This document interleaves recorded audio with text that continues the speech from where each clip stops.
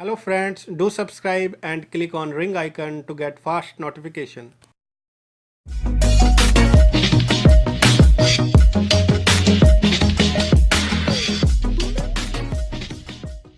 Welcome friends, self अध्ययन पर Excel tutorial में डेप्रिसिएशन जो हम चैप्टर सीख रहे हैं, जिसके बारे में हम पहला method SLN method, dB method और डबल डीबी मेथड को क्लियर कर चुके हैं। प्रीवियस वीडियो में आपने देखा है कि किस तरीके से हम इन चीज़ों को कैलकुलेशन करते हैं और डेप्रिसिएशन कैसे कैसे कैलकुलेट होता है। आज की क्लास में हम बात करेंगे number 4 sum of year digits के डेप्रिसिएशन मेथड की। तो इसमें हमारा क्या होता है, डेप्रिसिएशन जो हमारा चार्ज होता है वो आने वाले जो हमारे ईयर्स होते हैं शुरुआत के, उसमें डेप्रिसिएशन ज़्यादा चार्ज होता है और जैसे जैसे वैल्यू कम होती रहती है उसकी डेप्रिसिएशन वैल्यू भी कम होती रहेगी। यानी कि शुरुआती दिनों में तो हमारे जो प्रोडक्ट्स हैं उन पे हमारा डेप्रिसिएशन ज़्यादा चार्ज होगा अगर हम SYD मेथड का इस्तेमाल करते हैं। तो आइए इसको प्रैक्टिकली भी हम देख लेते हैं कि एक्सेल में कैसे यूज़ करना है। उसी के बेस पर यहाँ पर एक स्क्रीनशॉट आपको दिखाया गया है जिसमें एक एयर कंडीशनर प्रोडक्ट है जिसकी वैल्यू 40,000 है, सेल्वेज वैल्यू है इसकी 4,000 और लाइफ जो है 5 ईयर की है।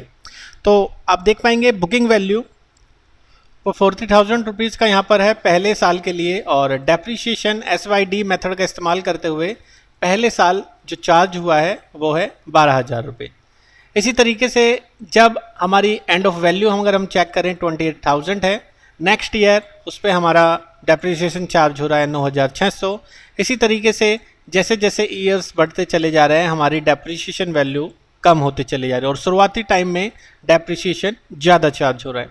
अब इसी मेथड को हम यूज़ करते हैं अगर हम एयर कंडीशनर को 5 साल बाद बेचते हैं तो उसकी वैल्यू 4,000 रुपये है और लाइफ 5 साल की।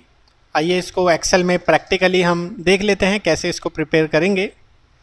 यहाँ पर हमने एयर कंडीशनर, सेल्वेज वैल्यू और लाइफ इन तीनों के सेल को नाम डिफाइन कर रखा है। अगर आपने प्रीवियस वीडियो नहीं देखी तो उसमें बताया गया है कि इनको नाम कैसे डिफाइन करते हैं, क्योंकि नाम डिफाइन करने के बाद हमें डेप्रिसिएशन इजीली चार्ज हो जाएगा।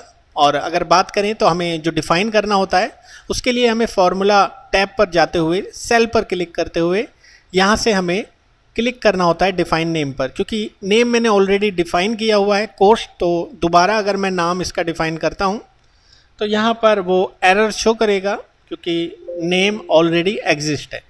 तो अगर आप नाम डिफाइन कर चुके हैं तो आपको बार बार नाम डिफाइन नहीं करना है। बुकिंग वैल्यू हम सीधा यहाँ पर ले लेते हैं कॉस्ट, क्योंकि कॉस्ट वाली वैल्यू ही हमारी बिगिनिंग वैल्यू है।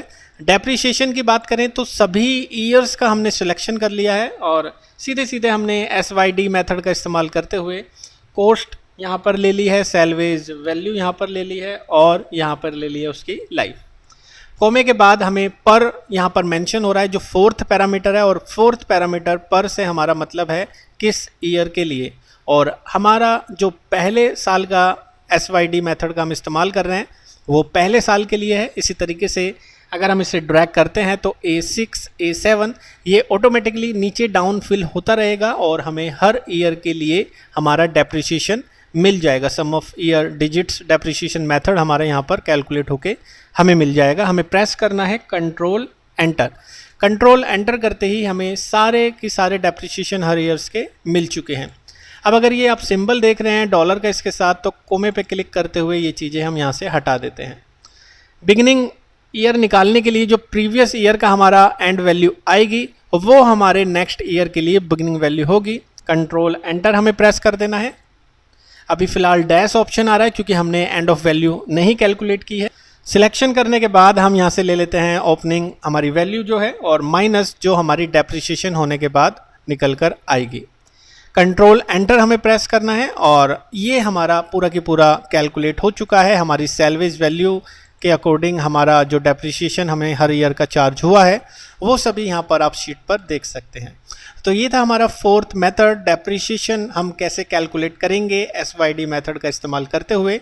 नेक्स्ट वीडियो में जो हमारा पेंडिंग मेथड है उसको हम कैलकुलेट करेंगे। होपफुली आपको वीडियो क्लियर हुआ है। अगर आपका कोई भी डाउट है, क्वेरी है, आप कमेंट बॉक्स में लिख सकते हैं। आने वाले वीडियोस के लिए अगर आपने चैनल को सब्सक्राइब नहीं किया है तो चैनल को सब्सक्राइब कर लें। Thank you for watching, bye bye.